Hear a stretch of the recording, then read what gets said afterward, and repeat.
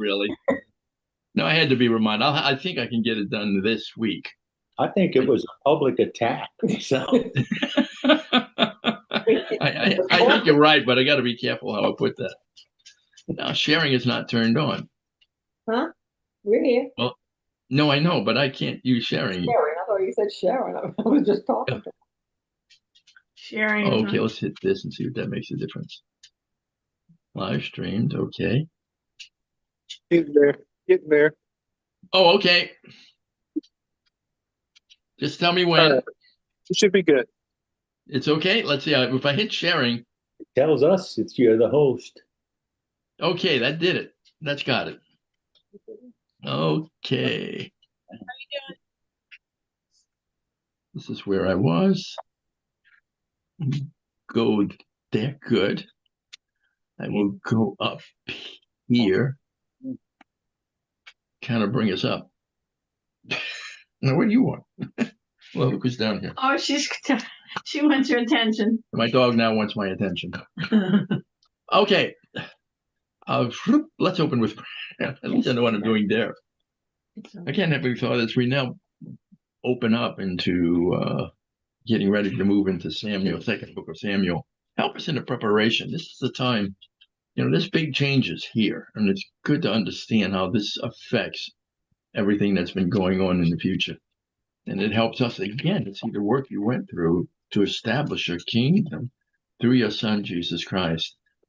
Through the Holy Spirit, guide our minds and our thoughts and help us to begin to put the pieces together, to begin to see the work that you've done and how that all has affected us, and also how the lives of these people and their sin has delayed, pushed back, moved a little bit, but in no case stopped your plans. In your Son's name, Father, we pray all of these, asking for wisdom and understanding.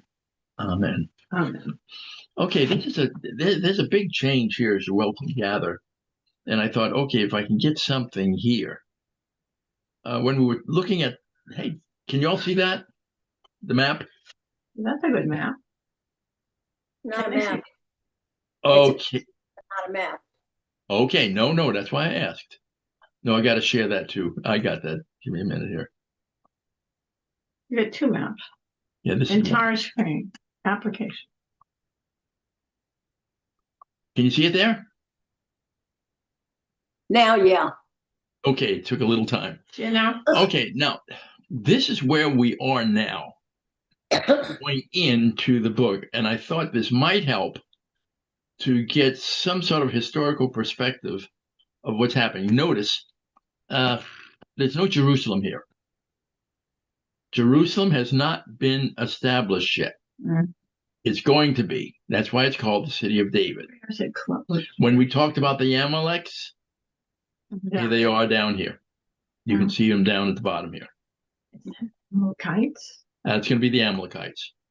Moabites? Now, if I can, oh yeah. That shows you all the areas we've been talking about. There's Gaza. Right. See, here's and Gaza. Right. See, again, as I've said, the one thing you find throughout the Old Testament is Gaza's right in all of this. Mm-hmm. And the head of the news right now is we're going into Gaza. Mm-hmm. So Israel hasn't gotten away from that yet. What will come out of that? Nobody knows. But anyway, there's Gaza, Ascalon. Mm-hmm. This is the Philistia, Ashdod, Ekron, and Gath, the main cities of Philistia. Again, what we said, the people in Philistia, these were very cultured people. They had a high technology. Had the seaport. That's why they wanted a seaport. Mm-hmm. They also we don't realize how the chariot is the Egyptians had a chariot. They used chariots. Mm-hmm. But if you realize when the Israelites left Egypt, they were not a warfare people. Mm-hmm. I mean, they were poor. And if you go and if you look at the neighborhood where we are right now in the church, you can see what that means. I mean, there's not a lot they have guns. Yeah, they have things like that. They can shoot each other. They have cars, but then they wouldn't have even had that then. No. But when they're going up against the chariots, they weren't able. They had foot soldiers. That's all they could do. There has to be a change. This is one of the reasons why Saul lost. Mhm. Saul did not have the chariots. The other thing they had, if you get into the study of warfare, what most people don't realize, the bows that they now use had epoxy. They were multi-level bows and very powerful. The Jews didn't have anything like that. So Saul really, when he went there, didn't have much of a chance. And these people, they had a small amount of people, not as many, but they didn't need that because they had weapon superiority and technological superiority. You watch that, if you watch right now, that's going on in America. Because one of the things Americans are worried about now, and they were looking at this whole thing of these rockets that move faster than the speed of sound. Mhm. And they're extremely quick, rapid. Everybody has them but America. And England, the West, they kind of put that off. They said we didn't need it. Now there's a rush to catch up and how they can do for defending. But what they said is that those kind of weapons don't change a whole lot. All you need is a defense on it. That's what they're working on now. Mhm. But you can begin to see that and look at some of the places, what we've talked about. The wilderness of Moab is right. If I can only get somewhere they would have a little pointer. I thought they did. To the right, just down to the right. Yeah, it's. If you can see my cursor, Cursor now. right up in there. Can you see the cursor by any chance? In black letters. Yeah. Okay, yeah. And here's Moab, but here's the wilderness of it. Yeah. And up in here, Forest of Ziph and Gedi. Watch. This is going to be, that's the area where Jerusalem's going to be. But that just gives you an idea of where it's at this point. See. And I thought, okay, I'll just move back now to where we were. It's interesting to look at that, though. Well, I hope so. I like looking at a Okay, map. share. But it's going to give a little more to it. Okay, we come back here. This is where we are. I was wondering, did we read Chronicles 10 last time by any chance? Some versions. Do you remember that? Chapter 10? I don't know if we read chapter 10 or not. You read out of Chronicles. But I read some of them. Chapter. I don't know. That's okay if we don't, because all it is, it looks at the death of Saul. This is going to be very, very important to know what's happening. Are we gonna See, do the Chronicles? there is a break here. If you go from Moses and Joshua into the book of Judges, there's a big break there Mhm. because the children of Israel are now in the land trying to figure out what to do with it. Chapter. And Okay. Judges and Samuel, up to book Samuel 1, you have now the establishment of a monarchy. And it was very, very important for Israel. Because what had happened, now they can pull these tribes together. The tribes are scattered all over. They don't have a leadership underneath them. And this is going to show up in David's first reign, the first part of David's reign in 2 Samuel. You'll begin to see that happen. So we're gonna read chapter 10. that's where we are now. Now, I'm trying to think. Yeah, I guess we can. I didn't know what to do quite here. I could go a number of ways, but I'm not sure where you all are on here. You want to go through chapter? Last week. That's why I asked. Yeah. I didn't know if we had. Last week. We took a second to find it. Okay, did we do chapter 11? I think so. See, I always do that. Even in classrooms, I do this because maybe I may have covered it, but the students may not remember it, really. We And went if into we- 11. Okay, we can go into 11 then Yeah, let's do that. and kind of finish this off, and this is where we will be. First Chronicles, chapter 11. Now, yeah. Now, I'm going to move to Chronicles and look at what it's saying. David and his mighty men. Just let me make the switch here. You need a piece of paper to mark the other page. Well, I had it marked, but it didn't do any good. Oh, wait. Look, yes, I'll need, save that there. But there, I've got it. See, I had this one here. No, you're right. Well, Well, Don't try to help you. Well, I'm still where it should be. The next one is going to be getting back to Samuel. Yeah, I'm on Samuel. I got another book now. Yes. Okay, after the confusion here, we're going on to chapter 11. And it talks about David made king. We're going to be looking at that again pretty quickly. First Chronicle. In First Chronicles. So do you all have First Chronicles? Everybody ready? Now, one of the reasons, again, let me explain something why I'm doing this. Because most people, they go through the Bible book by book, but they don't see the connection between the books. Now, what I'm waiting for, and I was looking, if you go into the New Testament, you'll find no mention of King Saul. Right. Because defunct, and so what had happened, the Lord had cast him out. But if you go into Samuel 2 and reading about David, you'll find David all over the New Testament. Sure. So you see the change that's going to be coming along. You watch the gradual progression. And this is what I'm hoping you would get some insight into, as that, and why at this point, because of Saul's rejection. The other thing, understand too, why do we do this? One of the problems they have when we're dealing with the Bible in a religious book, we read the Bible and people don't pay much attention to it. It's a little story and they follow it. But what you find out in the Bible, God is showing you and me what he does to people who disobey his word. And it's still true. I mean, if you look at what happened to Germany in the Second World War, that should give you some idea, And it's going to help a little bit to see as we watch. And you're going to watch the progression because everything's going to go smooth into 2 Samuel until David and Bathsheba. And you're going to watch the decline immediately of David's reign from that point. So again, this is what I'm saying. As we go through this, it's important to say you're doing this to see how God deals with all of this. He's going to win. David wins the castle of Zion from the Jebusites by Joab's valor. Now, what that means. Now, this is Jebusites, Jerusalem. This is where Jerusalem comes in. So to this point, see what God has promised, and if you watch this, what God had promised Abraham was a nation, which they don't have now. They've now got a king, but there's no capital. Where's the capital at here? They moved all over the place. And there's no place for the temple. And Zion is where the temple is going to go. And when you read about Abraham taking Isaac to be sacrificed, he took him to Zion.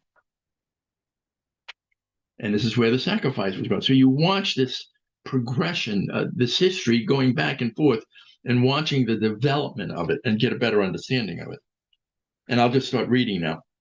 Then all Israel gathered themselves to David unto Hebron. Now, if we go to Hebron, let's see if I can pull this off without making a lot of trouble. I said, leave them in. You see, well, I can't. See, Hebron's up here. See where it's at? Can you see it? Okay, let's go. I know I got to play the game of sharing. That's all right. This is why I put it all in the thing. I'll keep going back and forth. I don't mind. Why can't you just leave the map out? That'd be great. Can you see it?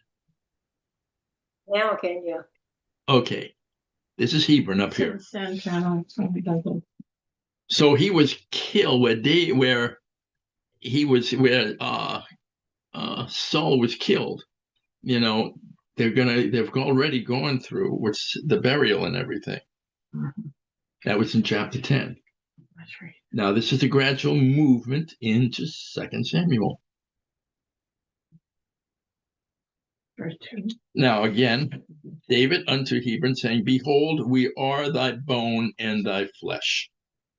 See, then all Israel gathered themselves to David unto Hebron, saying, Behold, we are thy bone and thy flesh.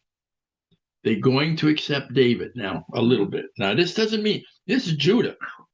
This is not going to be as easy as everybody thought. And moreover, the time passed, even when Saul was king, thou wast he that led us out and brought us in Israel, and the Lord thy God said unto thee, Thou shalt feed my people Israel, and thou shalt be ruler over my people Israel. Judah is recognizing this. Therefore came all the elders of Israel to the king of Hebron, to the king to Hebron, and David made a covenant with them in Hebron before the Lord, and they anointed David king over Israel according to the word of the Lord by Samuel. And remember, Samuel's dead now. Mm. And David and all Israel went to Jerusalem, which is Jebus. Now, where's Jabez? That's right where Jerusalem was. It's going to be You find it? right up in this area. I don't have it on there. No, this It's is on gonna there, be, further up. Keep going up. oh, there's yeah. Okay, there. There Up it there. is, up there. Mhm. Okay, See, I can't even. I'm looking at the map, and you all can see that. we'll just go. But there, you got to see it there. That's where you see it. Let's go. No. Okay. Where the Jebusites were the inhabitants of the land, and the inhabitants of Jebus said to David, "Thou shalt not come hither." Nevertheless, David took the castle of Zion. Sees the castle of Zion, which is the city of David. The inhabitants are angry about that. Right. Now, Oh. what you know, this is where Jerusalem becomes the city of David. Mhm. You got it for the first time. It's Jebus now. Okay. It's Jebus, but he's going to be the city of David. They're going to name it Jerusalem. 6.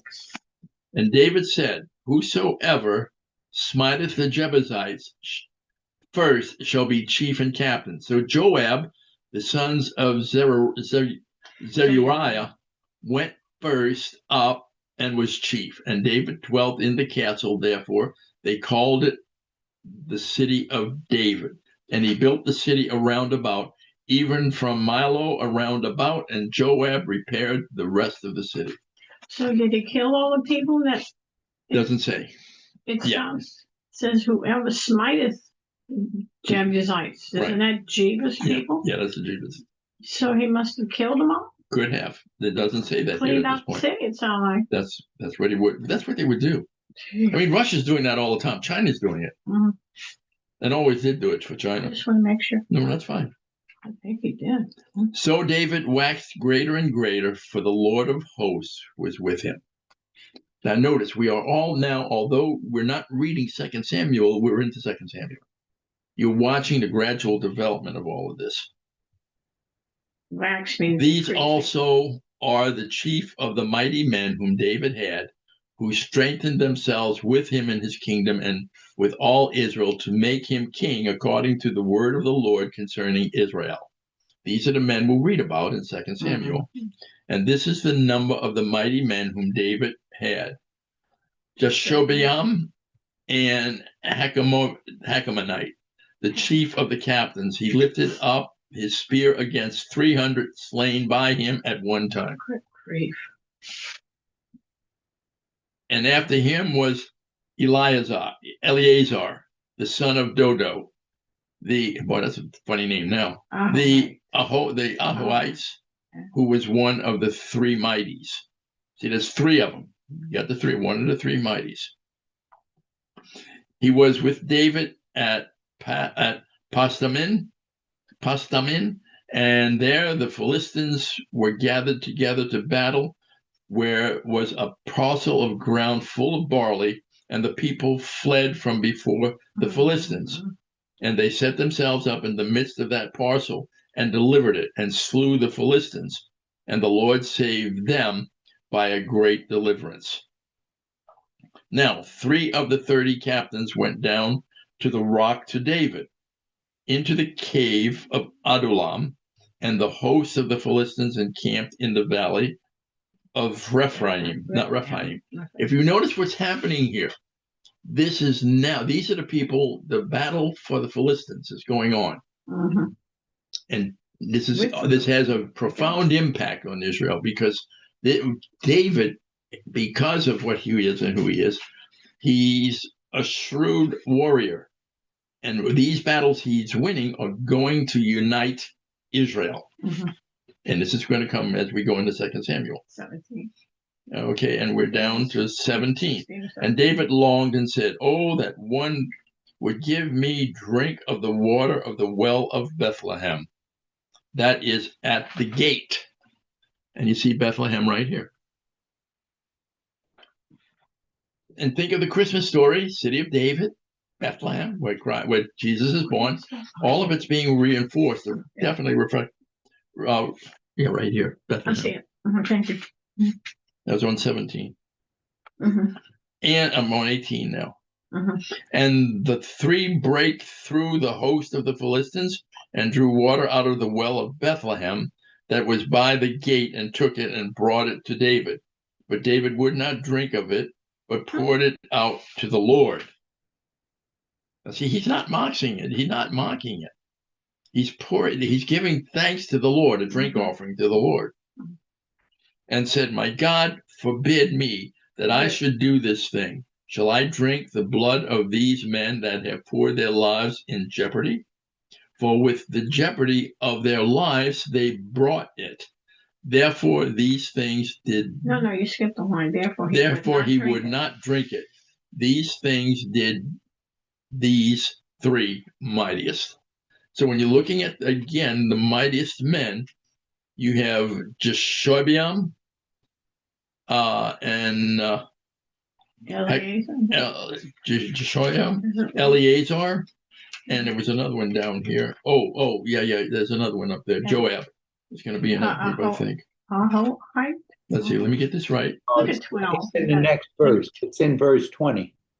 Good. Okay, we're going to okay. verse 20. Good. And Abishai, the brother of Joab, he was chief of the three. Mhm. For lifting up his spear against 300, he slew them and had a name among the three. Mhm. Of the three, he was more honorable than the two, for he was their captain. Howbeit he attained not to the first three.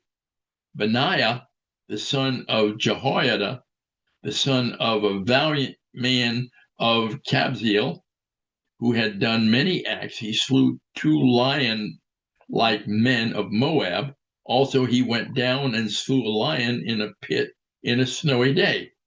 And he slew an Egyptian, a man of great stature, 5 cubits high, and in the Egyptian's hand was a spear like a weaver's beam. And he went down to him with the shaft and plucked the spear out of the Egyptian's hand and slew him with his own spear. Now, I hope, this sounds bloody, and it is, but this is warfare. Mhm. You're watching the same thing going on. Most people don't realize what's happened right now, because in the United States, we've had a warfare going for a long time between two groups of people. And if you watch what Trump is doing, he's moving into the sanctuary cities and literally taking them over. But that's the only thing he can do to establish America again. And the other thing is, if you look at China, if you look at the farmland China has bought in the United States, I mean, you hear that, but when you look at the map, it's an enormous amount of farmland. Awful. And that's going to be something they're going to have to move on, because what they're doing, they're putting that fungus in there that makes the land totally useless. Because most of it, they're finding out the farmland belongs to military men, not the farmers. But again, it just gives you an idea of what's going. Even today, it's the same thing. Mhm. Now on 24, and the things did Benaiah, the son of Jehoiada, and had the name among the three mighties. Behold, he was honorable among the 30, but attained not to the first three. And David set him over his guard. So he's going to be head of the king's guard. Mhm. Also, the valiant men of the armies were Asahel, the brother of Joab, Elhanan, the son of Dodo of Bethlehem, Shamath the Horite, Hazael the Pelonite, Ira the son of Ikkesh, the Tekoite, Abiezar, and Athothite,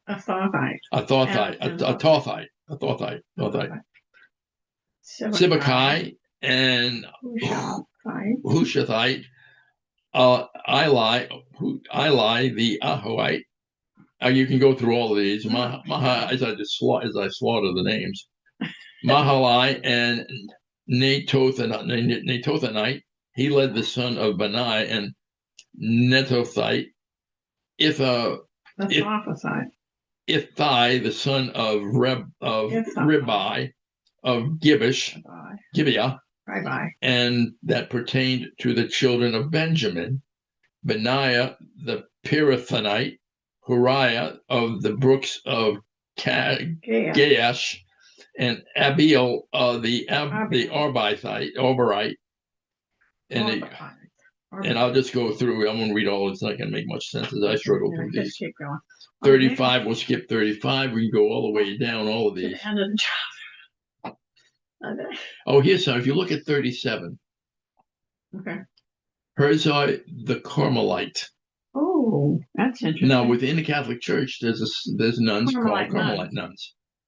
If you look, they are connected with this group, not in a way you think, but by geographical locations where they establish their ministry, their mission, or their convents originally. And they're going to follow some of it. There's a Carmelite, Nahai, the son of Esbai, and we can skip down. Joel, the brother of Nathan, Mibar, and the son of Haggai. Joel will come up again. And if we just keep going down, we can skip all of that and finish. Skip to you'll have Elal, the last one, and Obed will come up. So we've covered that. We just gave you an introduction to what we're going to get in the first book of Samuel, second book of Samuel. Any questions on that? I kind of messed up the name.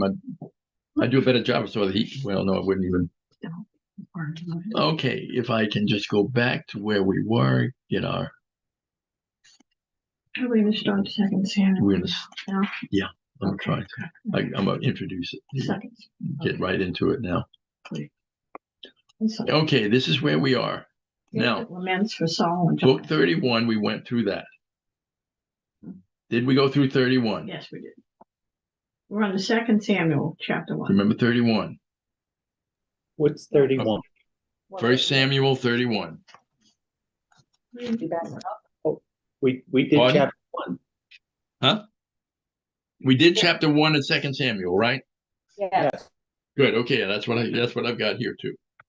Okay, we started chapter 2. Now, I'm just going to step down and give you something here very quickly, but it'll give you some idea. The introduction to Second Samuel. Now, what we're going to cover, chapters 1 to 4, the commencement of David's reign of Judah at Hebron. Good. That's going to be 1 through 4. Also, the tribes of Israel continue to adhere to the house of Saul. Now, they're going to recognize David with no choice, but they're not fully behind him yet. David's promotion as king over all Israel will be in 5 and 6. And we talked about that a little bit. David's victorious extension over all Israel. He's made king over the decline of his power. Now, okay. Here, just bouncing up again to give you an idea, the era of King Saul is about 1025 to 1010. Era of King David will be from 1010 to 974 BC. That just gives you a little timeline on this one here. 974. So, and the rest of these we'll get into later on. This is David's reign? Right. David's reign is going to be from about 1010 to 974. Okay. And now we'll go where I wanted to go here. And we're not quite there. Okay. And I'll just start reading from 2 Samuel now. David, by God's direction, goes up to Hebron and is made king over Judah. Abner makes Ishbosheth king over Israel. Now, see what has happened? They split up. Already. Let's get into it. Asahel slain. Now, and watch what happens. Ishbosheth is going to come back up again. And it came to pass after this that David inquired of the Lord, saying, shall I go up into any of the cities of Judah? The Lord said unto him, go up. And David said, whither shall I go up? And he said unto Hebron. We covered that. See, the Lord is telling him to go to Hebron. Notice everything David does, he inquires of the Lord. Good. He's praying. Smart. And the Lord is talking to him. And how the Lord does it at this point, we don't know. But usually what they're saying is that David, because he's praying, he's got to figure out what he does. And the Lord makes it plain to him that he wants him to go to Hebron. So David went up thither, and his 2 wives, he's only got 2 now, Ahinoam, the Jezreelites, and Abigail, Nabal's wife, the Carmelite. Yeah, there's that Carmelite again. You know where she's coming from now. You had that Carmelites before. That's where she came from. Right. And his men that were with him did David bring up, every man with his household, and they dwelt in the cities of Hebron. So now David has moved from where he was to the city of Hebron. He's now king, but he's got a task now, and it's going to be to unite all of Israel under him. And the men of Judah came, and they anointed David king over the house of Judah. And they told David, saying that the men of Jabesh Gilead, remember Jabesh, this is where the Benjamites were. Again, Yeah. Jabesh Gilead, and said unto them, Blessed be ye the Lord, that ye have shown this kindness unto our Lord, even unto Saul, and have buried him. See, that's in verse 5. And now the Lord show kindness and truth unto you, and I also will requite you this kindness, because you have done this thing. Therefore now let your hands be strengthened, and be valiant, for your master Saul is dead, and also the house of Judah have anointed me king over them. If you follow what's happening, he's trying to get them under him. But Abner, the son of Ner, captain of Saul's host, took Ashibbosheth, the son of Saul, and brought him over to Mahanaim, and made him king over Gilead, and over the Asherites, and over Jezreel, and over Ephraim, and over Benjamin, and over all Israel. Now, you see what happened? No. All this is doing is bringing in the same problem you had in Judges. See, these people only, because of the culture that they were under. I talk about this, you hear me talk about this with New Orleans, and it's very much like that. You know, I love New Orleans, I really do, because it's so cosmopolitan. But there's another era of it, there's a thing about it, because Bourbon Street and everything, that, you know, all the people that I know, and we have relatives that actually moved onto Bourbon Street, and, you know, it changed them. They're not exactly the same. Never were after that. But I So thought Saul's sons were killed with him. We found out one of them was alive. One of them was left. But Yeah. do you know, if you remember, Ashibbosheth is crippled. Yeah, he's lame. He's lame. He couldn't fight. Oh, okay. Yeah. We'll find out about that later. That's why I said Ashibbosheth is going to come up again. Now, get back to where it was. That's trouble, huh? Yeah. 9. And made him king over Gilead, that's where he had, and over the Asherites, and over Jezreel, and over Ephraim, and over Benjamin, and over all Israel. Ashibbosheth, Saul's son, was 40 years old when he began to reign over Israel, and reigned 2 years. But the house of Judah followed David. See, we still split. And the time that David was king in Hebron over the house of Judah was 7 years and 6 months. See, notice how much they're drawing this in. Ashibbosheth is going to rule for 2 years. David is going to be over Judah 7 years and 6 months. It's going to take him that long to pull all Israel together. And Abner, the son of Ner, and the servants of Ashibbosheth, the son of Saul, went out from Mahanaim to Gibeon. Remember Gibeon? See, the church have split. And Joab, the son of Zeruiah, and the servants of David went out and met together by the pool of Gibeon, and they sat down, the one on the other side of the pool, the other on the other side of the pool. And Abner said to Joab, Let the young men now arise and play before us. And Joab said, Let them arise. Then there arose and went over by number 12 of Benjamin, which pertained to Ashibbosheth, the son of Saul, and 12 the servants of David.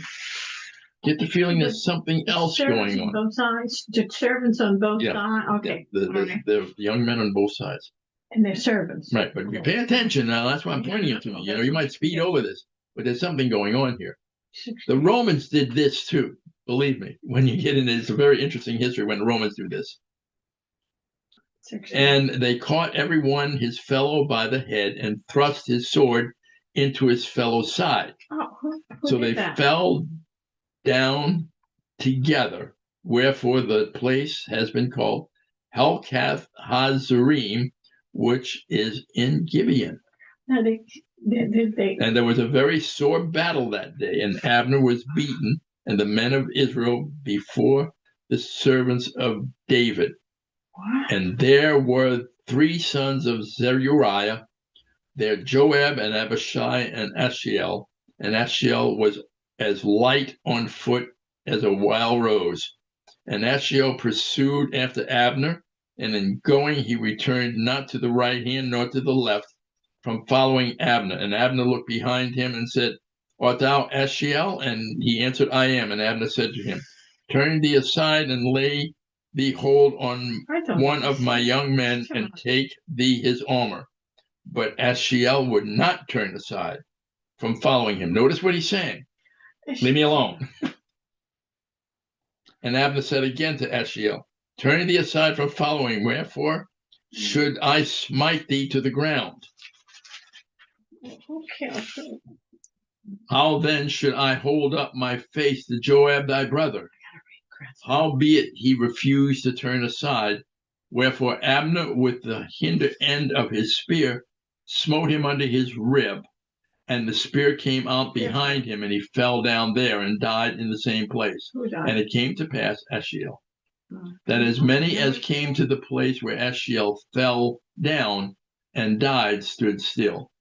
Joab also and Abishai pursued after Abner, and the sun went down when they were come to the hill of Ammah that lieth before Geath by the way of the wilderness of Gibeon.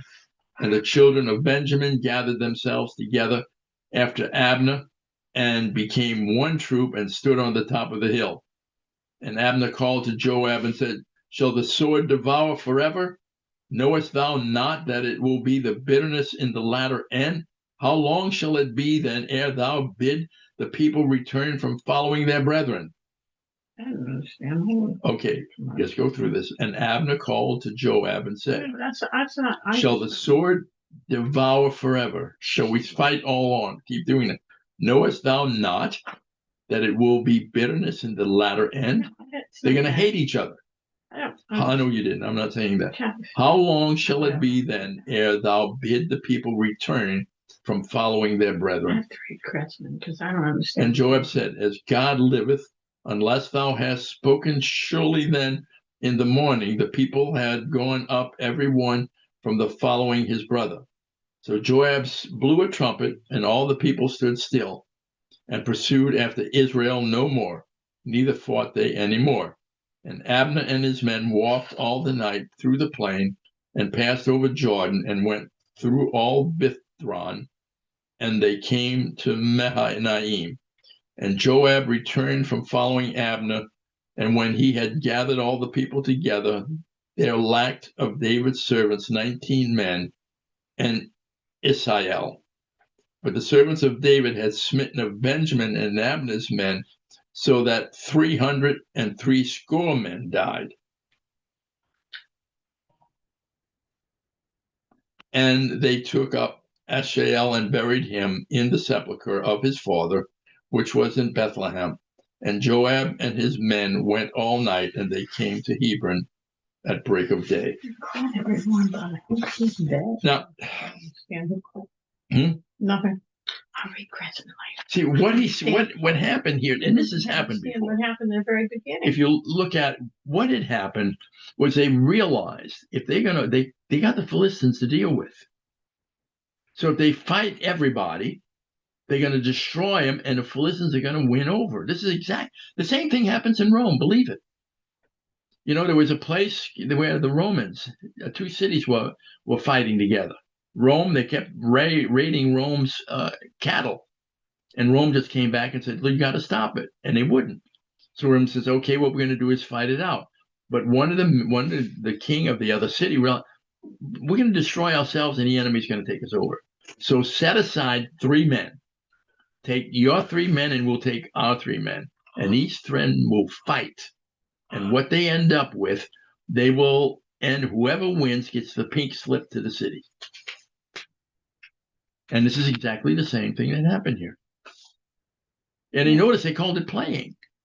They both had their servants fighting? No, these were men. They took the best men. They sat down. They were sitting on one side of the pool and said, "Okay, let's solve this with our men." 12 of the servants of David. 12 of them.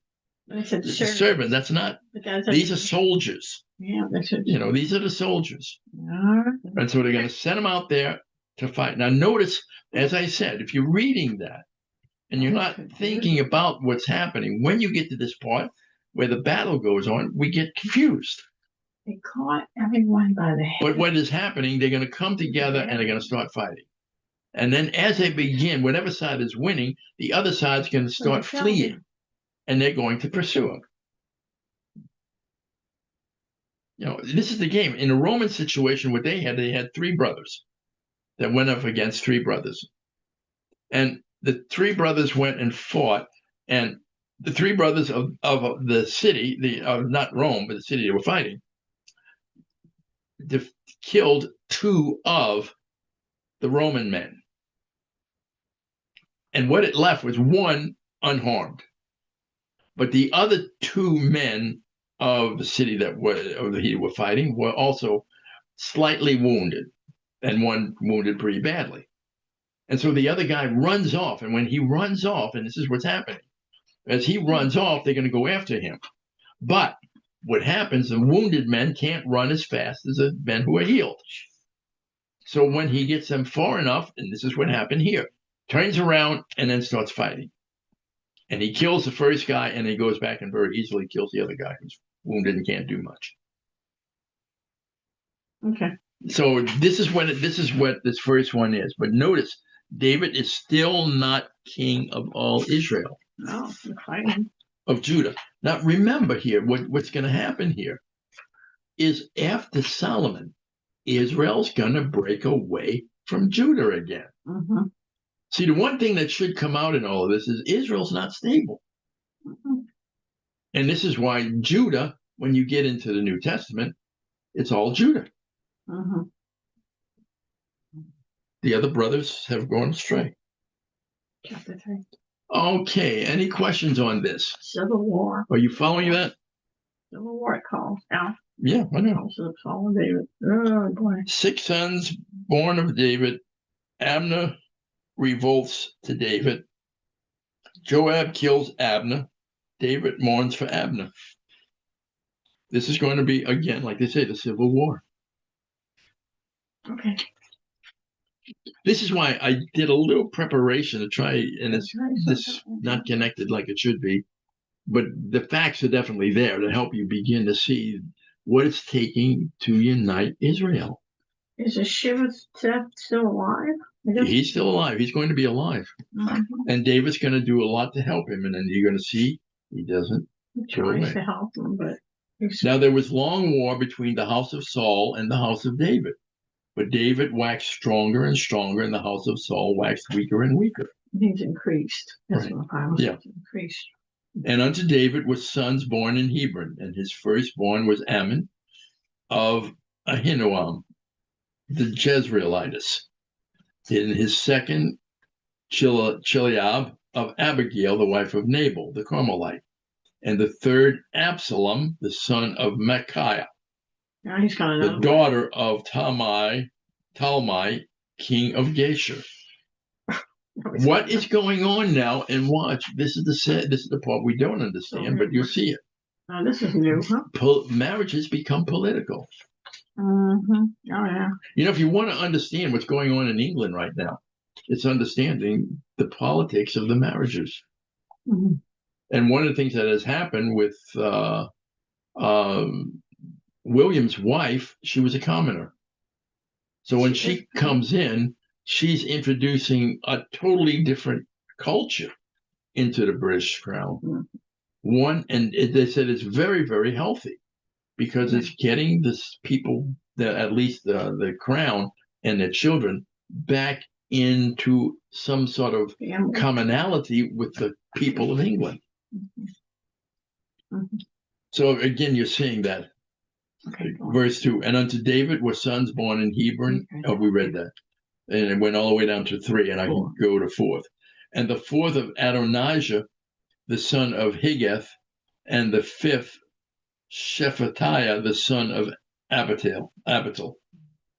And the 6th, Ithream, by Eglah, David's wife. Another one. These were born to David in Hebron.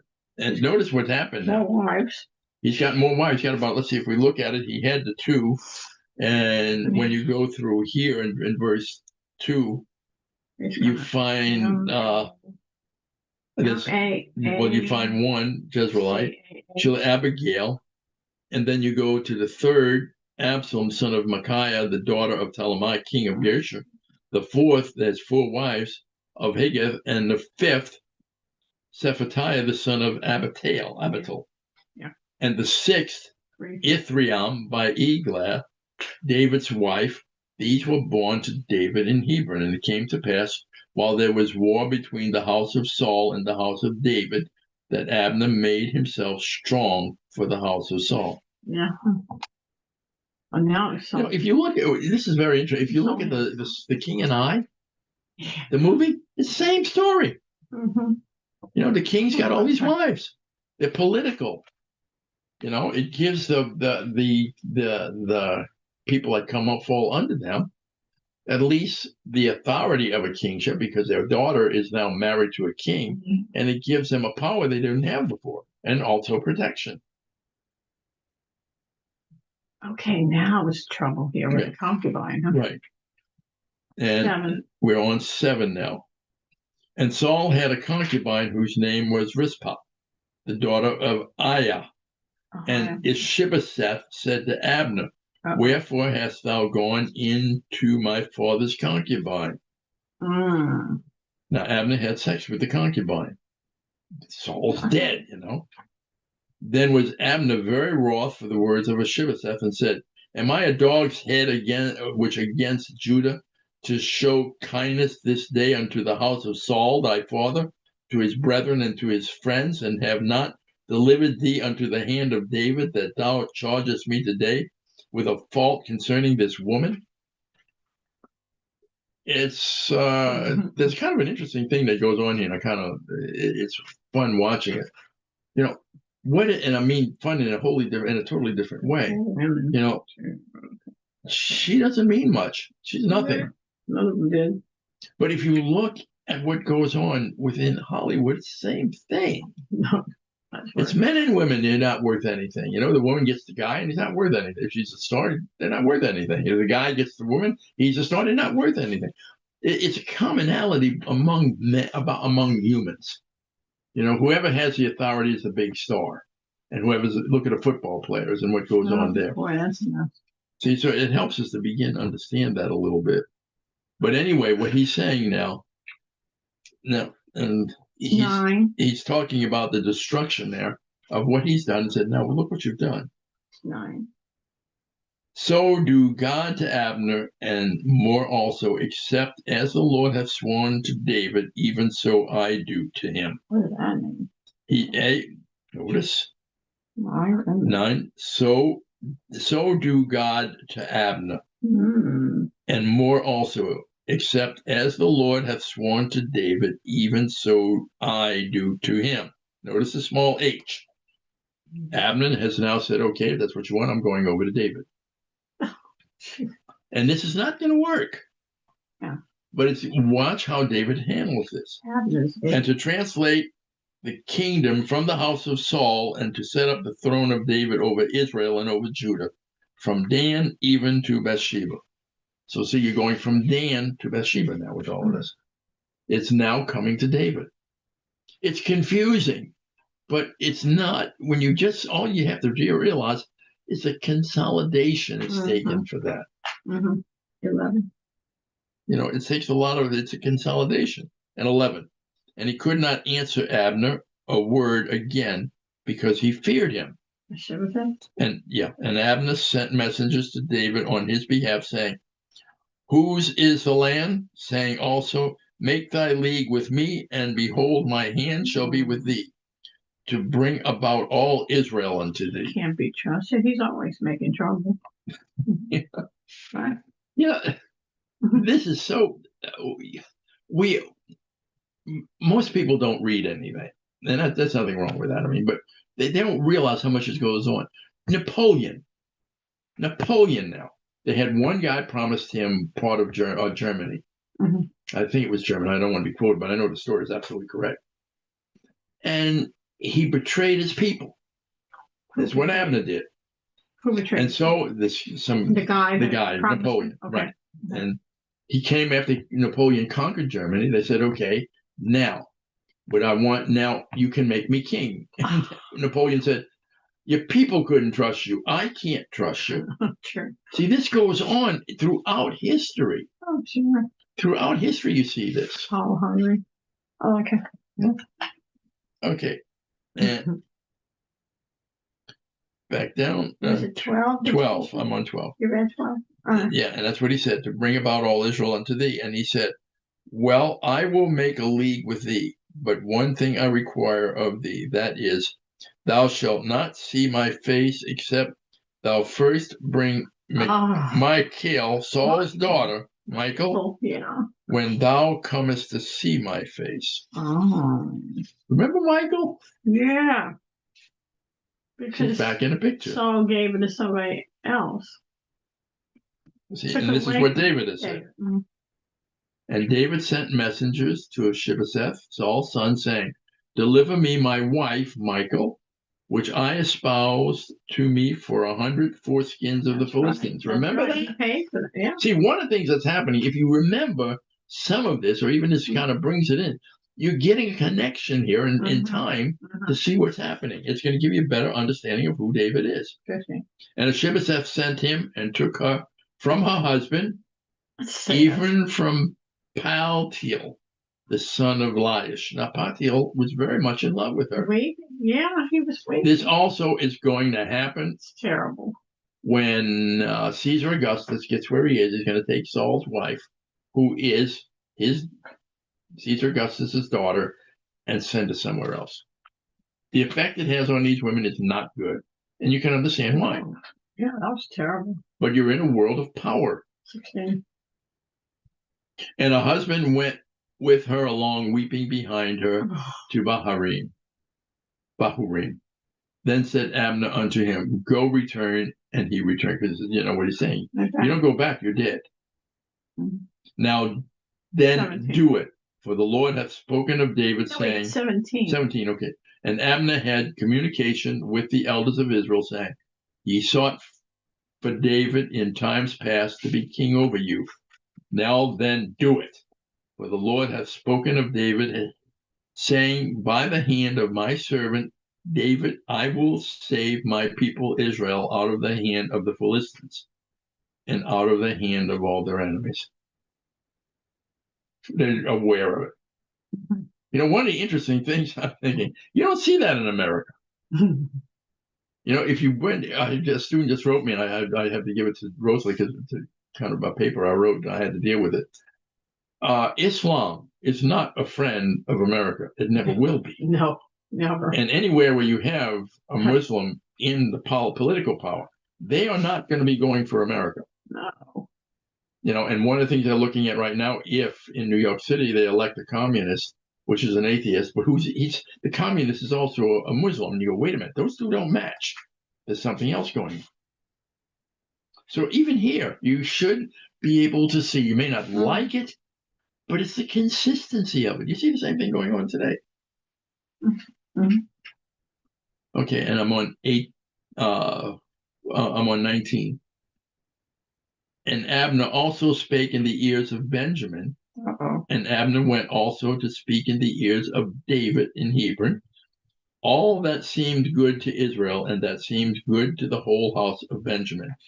So Abner came to David to Hebron, and 20 men with him. And David made Abner and the men that were with him a feast. And Abner said unto David, I will arise and go, and will gather all Israel unto my lord the king, that they may make a league with thee, and that thou mayest reign over all that thine heart desireth.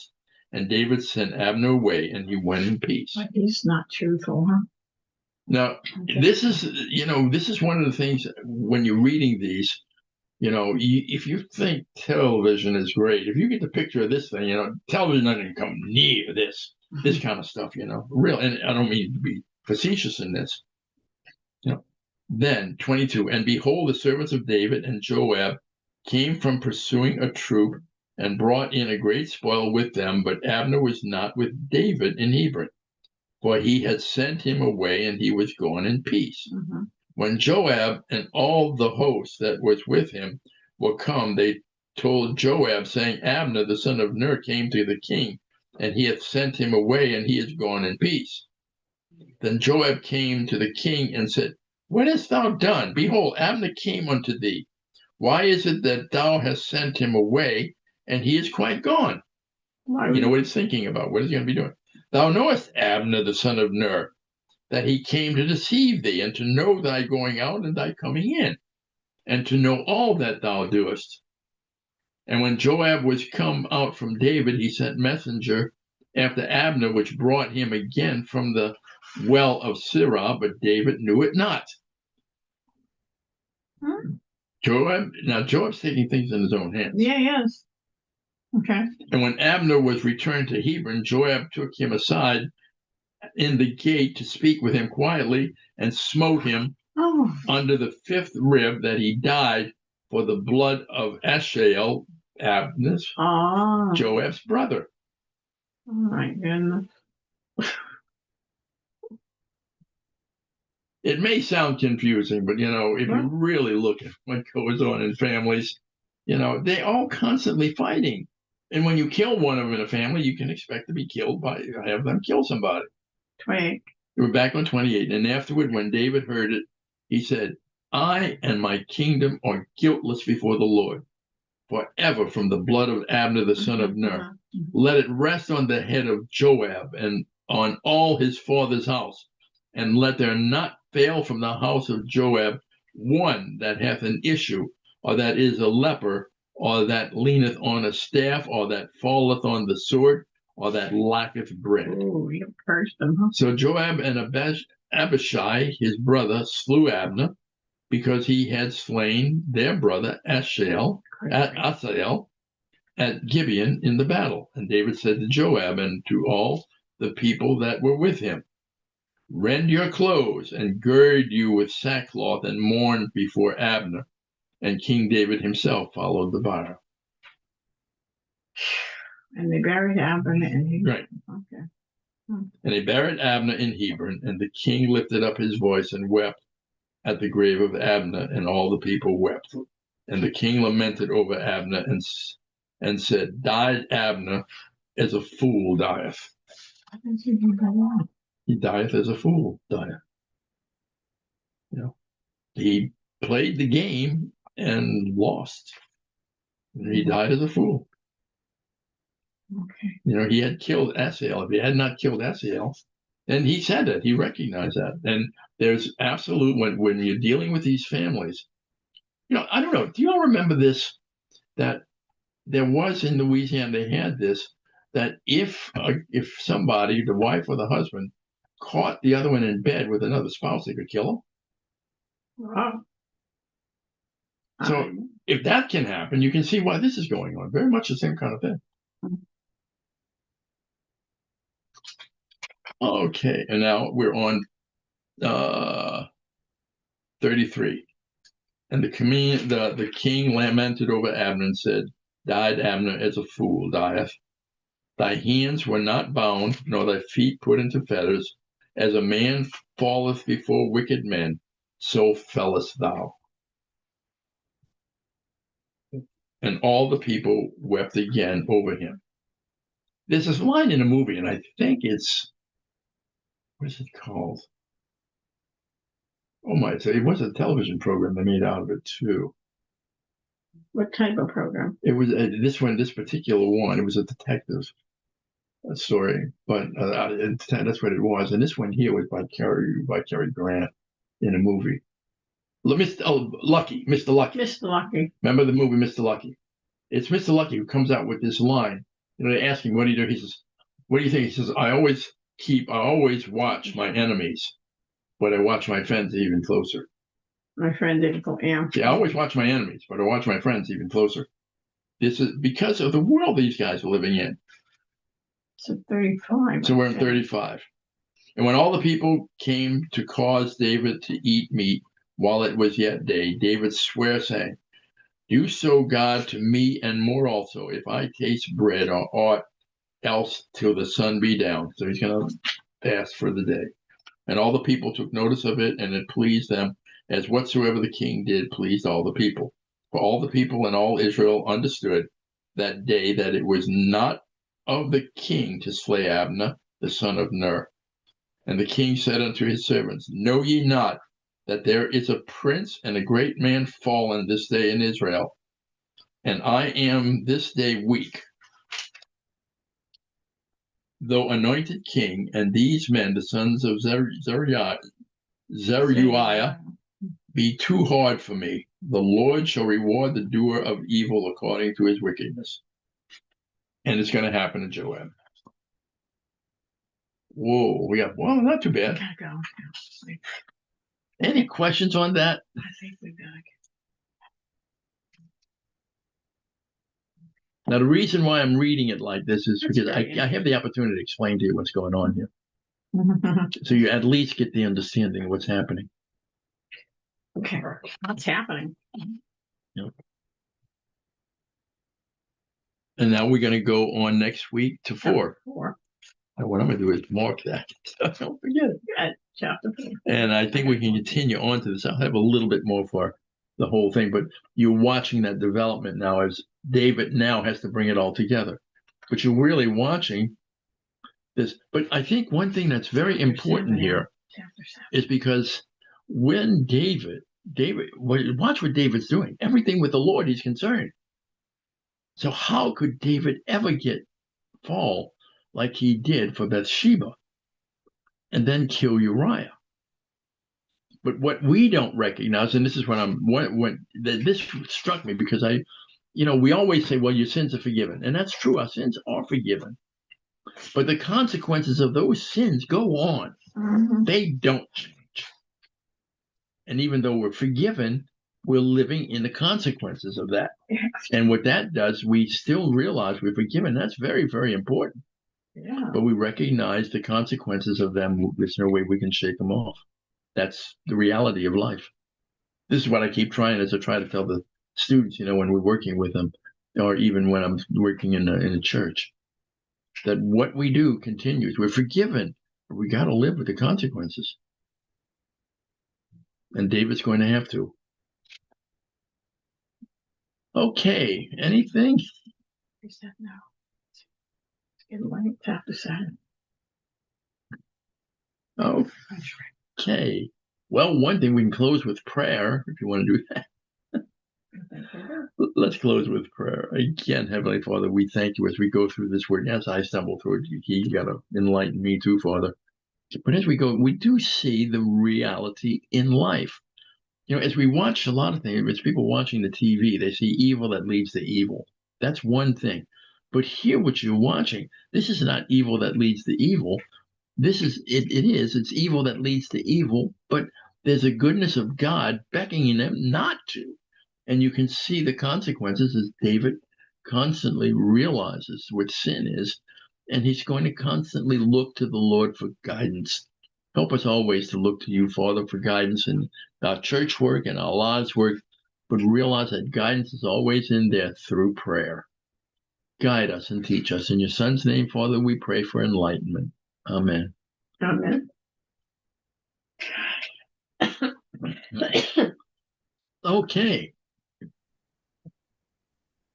So how's the bee world in Japan?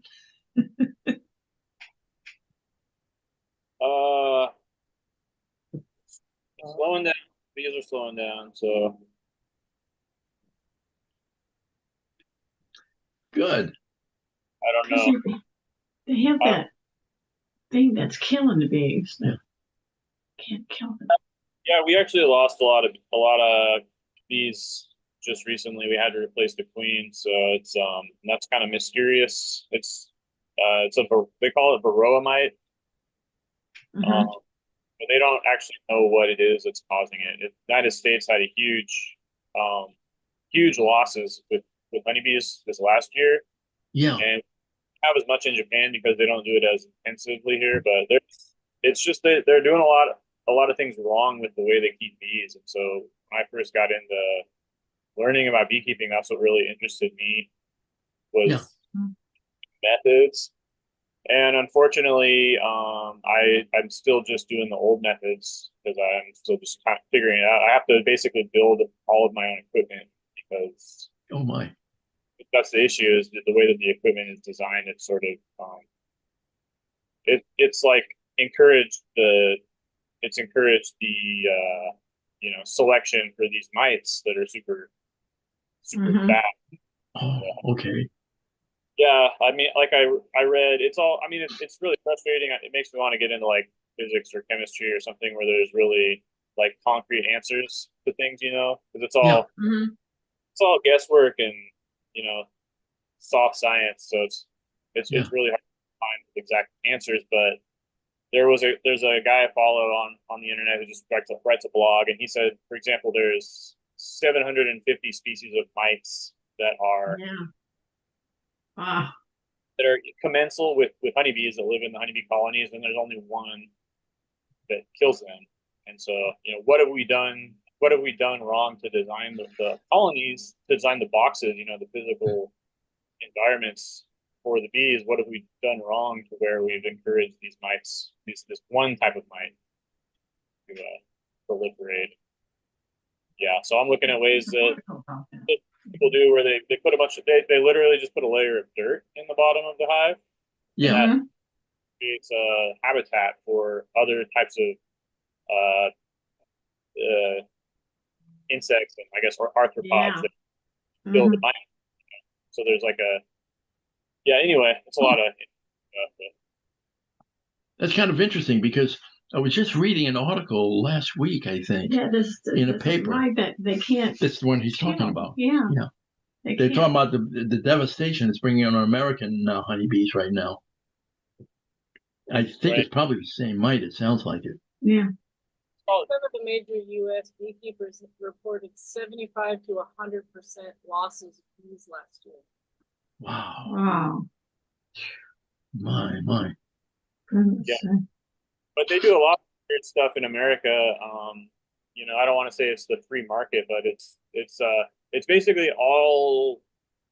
The issue is that like every bee colony, like the majority of beekeepers in America don't make money from selling honey. They make money from renting out their hives for pollination services, Oh my. and they basically all truck all of their honeybees to California in February for the almond.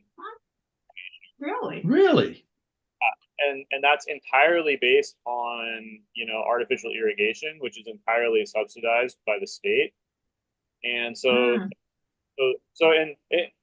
interesting backstory: the varroa mite has only been a problem since the 80s or the 90s.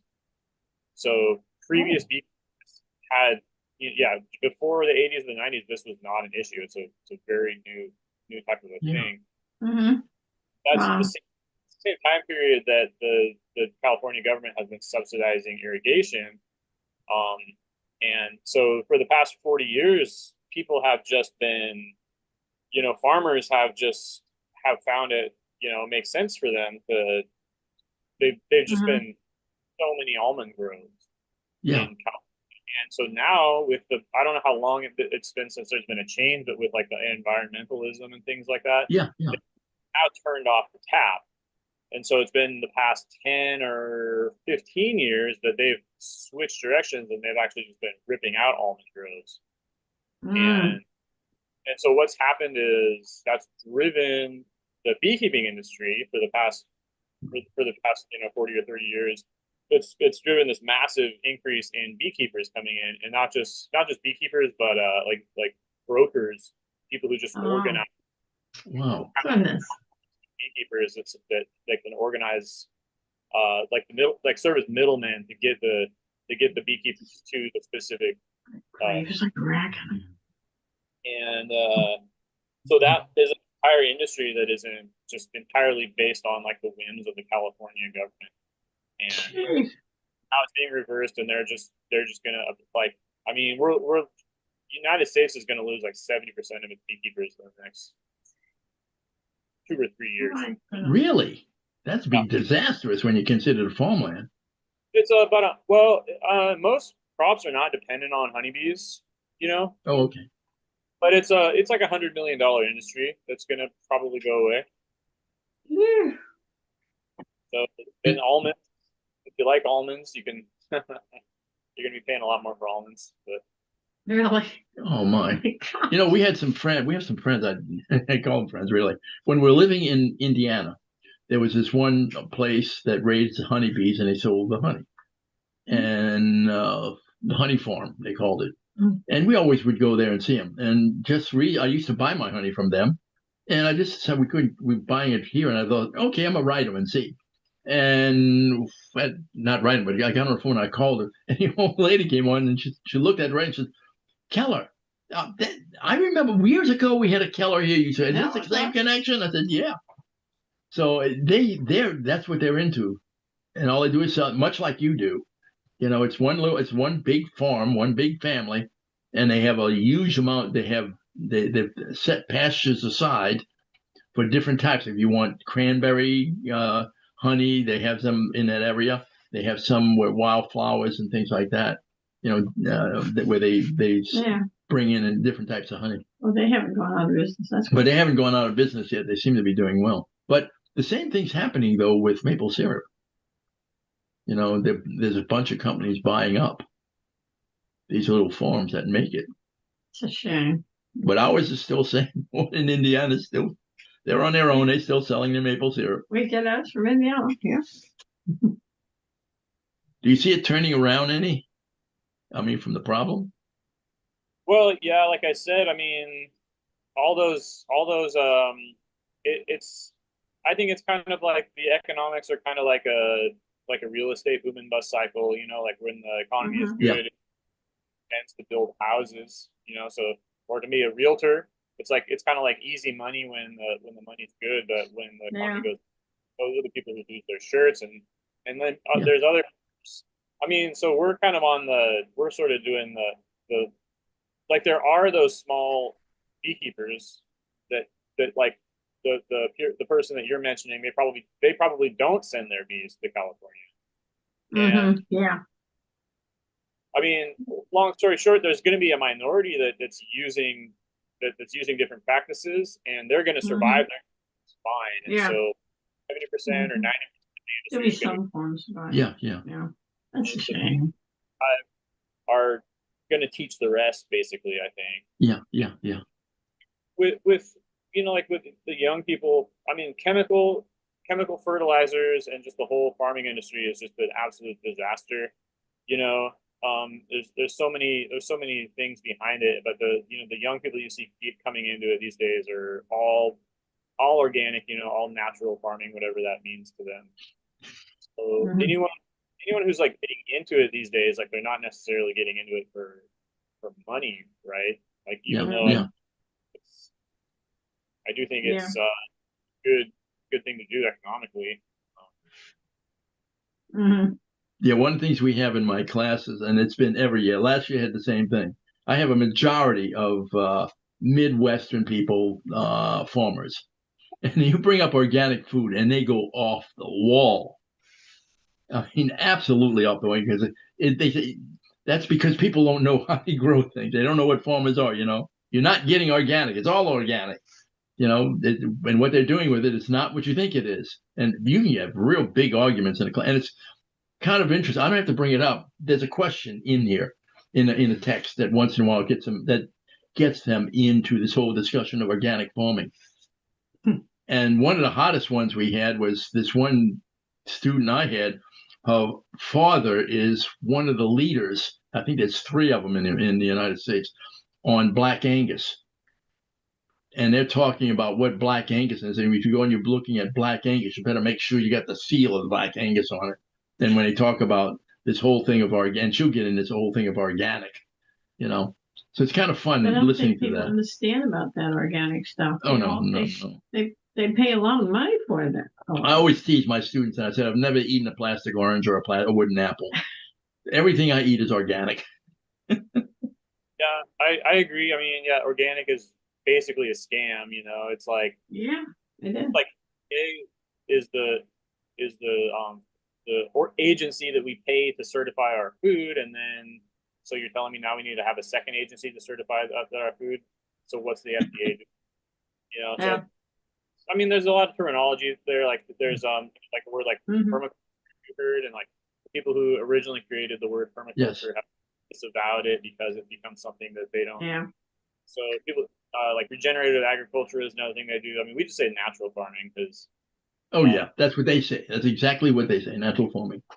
Mhm. but also interesting. There's a lot of big like corn producers who are using. I didn't really know this, but they've been using this like no-till agriculture, Yeah, which is where they kill the soil because that destroys the soil thing. Yeah. right.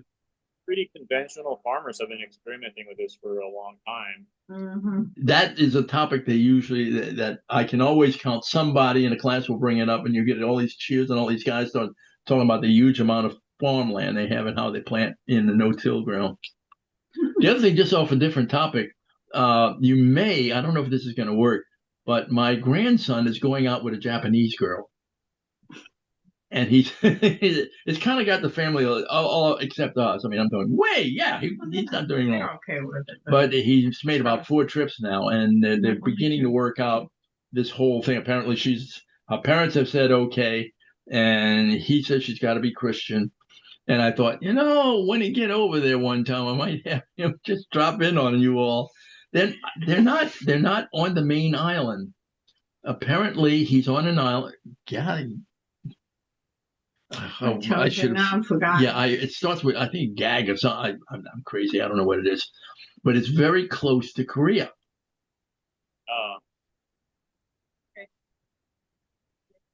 Hmm?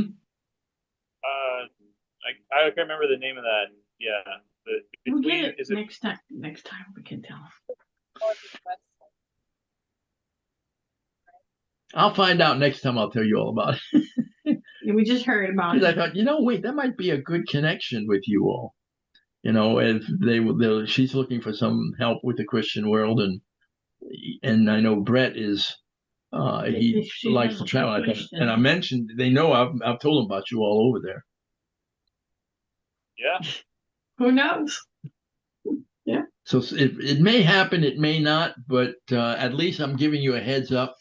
So if a strange couple comes banging on your door, and you might know.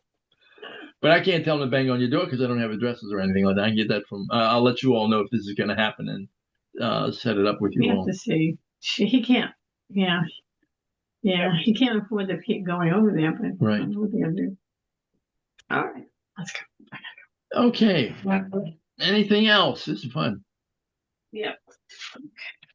Always great to have you all here from Japan I know. talking about it because we started thinking we broke all the stuff out we have from our friends from Kobe, and it's amazing the things we've got. Oh yeah, we had What they sent us. friends from Kobe. In fact, we've got our picture in the bathroom we hang up that it's from them. I've got my little blessed Buddhist Kokeshi dolls that's supposed to keep me from sliding, in ice. And this one Japanese lady, the family and I didn't know what to do with this. When Rosalie and I went through it, and we thought, well, okay, the Lord knows what I'm trying to do is maintain national public relations. And we had it in there for years, and I still got that. So, Just but kidding. all these different Kokeshi dolls and almost everything under the sun. We tried to witness to America. Oh yeah, we tried. In fact, they did. The one of the daughters married a guy from Washington, Seattle. Yeah. Seattle, and they're living in Eastern Washington right now. But the other daughter, she's staying there. We took him to our church. And Oh yeah, we had them all over. We went to Canada and all. Had all about, I guess about 12. You think Japanese family? 12 people. I think it was about 8 of us. 8 of us. 8 of us went up. I'm speaking English. They don't. Kojima was the only one that spoke a little English, and we're trying to We had a order great time though. and find out what the food is, and we'd find out. I'd find out a little bit and explain it to Kojima, and then Kojima would try to explain it to the Japanese. It took us about an hour and a half, 2 hours just to order things. No, that's not. It wasn't okay. Oh, no. Hour and a half, okay. No, maybe about 20 minutes. But it was fun being with them. We still got all. Yeah, pictures we of them. had a great time. But I'm keeping you all too Yeah, now. we gotta go. Have a good week. Okay, have a good week and hope to see you all next week. All right. Thank you for coming.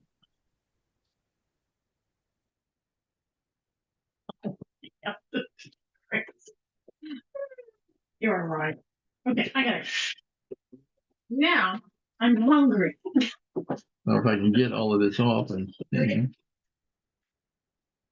we go. That's what I'm looking for.